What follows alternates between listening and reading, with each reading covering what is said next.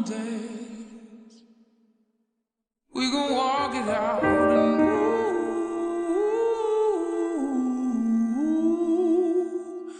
on days. And I'll rise like the day. I'll rise up, I'll rise unafraid. I'll rise up, and I'll do it 1,000 times again. What up, y'all? It's your girl Brenda, aka Breezy, and I am back with more of the Brenda Sanders story. Welcome to my channel. Thank you for tuning in. Y'all take the time to like, subscribe, and turn on your notification bell. You don't want to miss the story, and you don't want to miss the book. Bolo is coming at you soon. Y'all, I want to say this to y'all. Now, we're going to talk about it.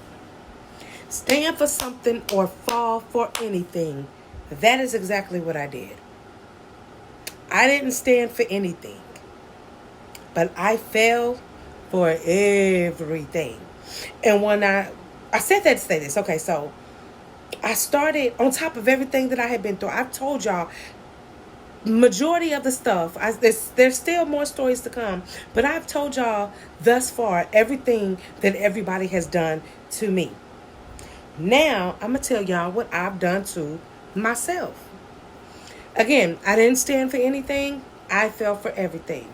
So I fell in with the wrong crowd, started hanging out, started drinking, you just acting off the wall, you name it.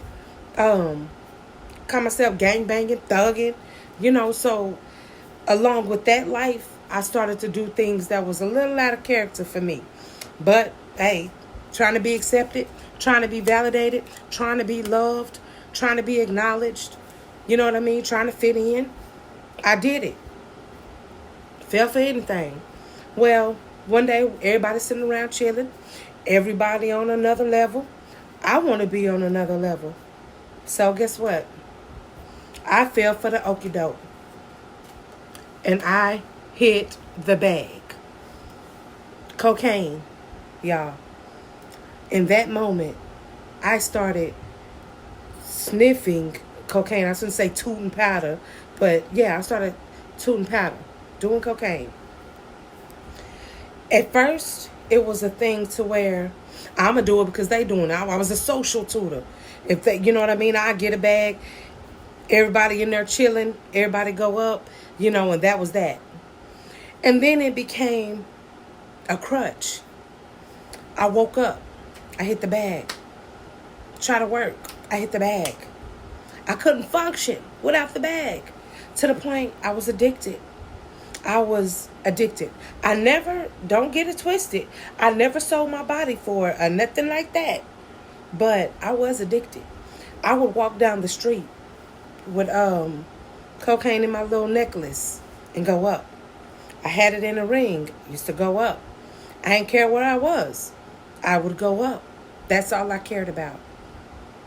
When kids came along, when my children came along, it was poor children.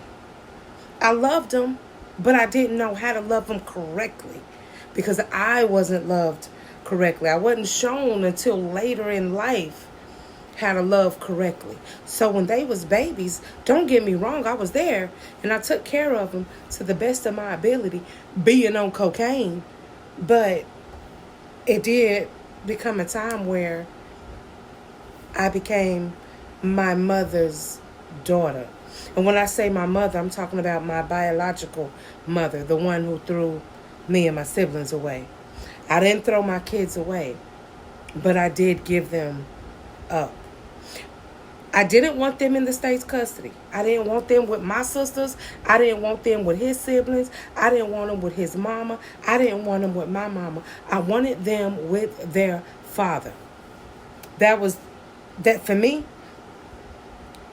Okay. Growing up and the things I done gone through and things I've seen, that was the safest place. I knew they wouldn't be mistreated with their father. And the deal was, when we first separated, I had the kids, but I struggled. He struggled. But it just got to the point where it just wasn't being a parent just didn't work for me. Y'all, I fell for every damn thing. I was so damn lost. When I tell y'all, I was I was out there thugging for real. It was not safe for my kids to be with me. Thankfully, they had a father that loved them and wanted to see me do better in life and wanted to protect his children. He got the children. And at first it was like, just give me a month. I'm going to shake back. No kids, no responsibility. I could just get high. That's it. Bet. That's what I did. It became a habit. It became a need. One day, I had tooted so much powder, I had to go to the doctor. And chunks was coming out of my nose, chunks of meat. And the doctor told me that was my brain matter. When I would blow my nose, that's how much cocaine I had, I had done. And he told me, he said, Miss Sanders, you will die if you don't stop. Y'all, you know how some people have to go through this long withdrawal and this, y'all, I eventually quit cold turkey. Bought a bag, hit it, didn't want to hit it no more, gave it away, never touched it since. But I was so lost, looking for acceptance. I fell for the okie doke. It wasn't nothing you could tell me. People used to laugh, high five, and they couldn't wait to see me come around. They knew I was going to keep them rolling. They knew I was going to put on a show. They knew I was going to go hard, whatever the situation was. They couldn't wait to see me come around. They dapped me up. They showed me plenty of love. You know how much free cocaine I got? How much free weed I got? How much free alcohol I got? And I didn't even pop pills, but do you know how many free pills I got? Just because everybody loved to see me come around. They loved me when I was like that. They loved dysfunctional me. They loved wild out, shout it, do wop. They loved it. They loved all of it. They loved to see me going up. They loved to see me in the blend. They loved to see it. But the minute I tried to get my life back on track, I couldn't call on none of them. I became homeless. Homeless.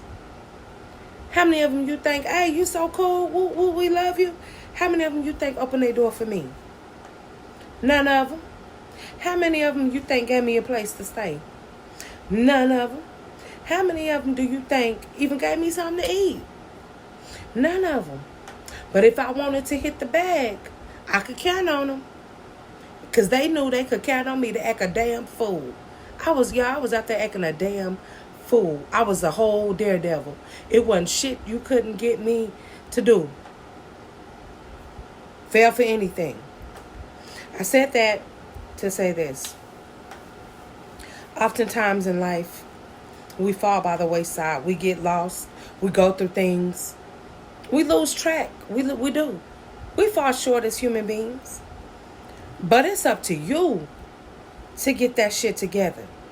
If ain't nobody gonna motivate you, motivate yourself.